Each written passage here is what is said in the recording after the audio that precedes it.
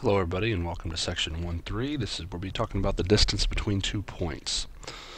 On a number line, given points A and B, the distance between them is the absolute value of A minus B or B minus A. Order does not matter. If you're given a number line, you have 2 points, you can subtract one or the other from the other, and it's just a matter of the absolute value. You can simply count the distance to, and that is just for a number line. However, on the coordinate plane, the distance formula is a little more complicated. Distance between any 2 points with coordinates x1, y1 and x2, y2 is given by this formula here. You subtract the x coordinates, square them. You subtract the y coordinates, square them. Add that together and take the square root. And that will help you find the distance between any 2 points on a coordinate plane. Next, let's talk about midpoint. Midpoint of a segment is the point halfway between the endpoints of the segment. So in this illustration here, if x is the midpoint of AB, then AX is equal to XB. So in this illustration here, segment AB is broken into 2 equal halves by midpoint X. See, each side is 10 centimeters.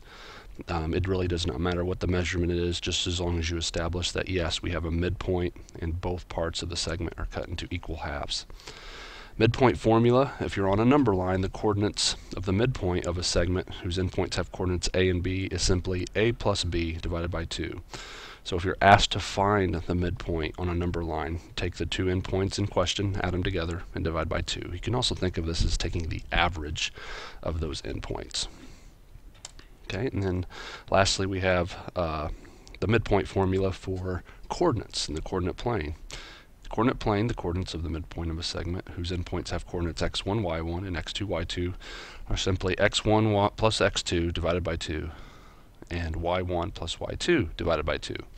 Again, we're simply averaging the x coordinates and we're averaging the y coordinates. And that is how you find the midpoint of 2 coordinates on the coordinate plane. Another vocab term is segment bisector.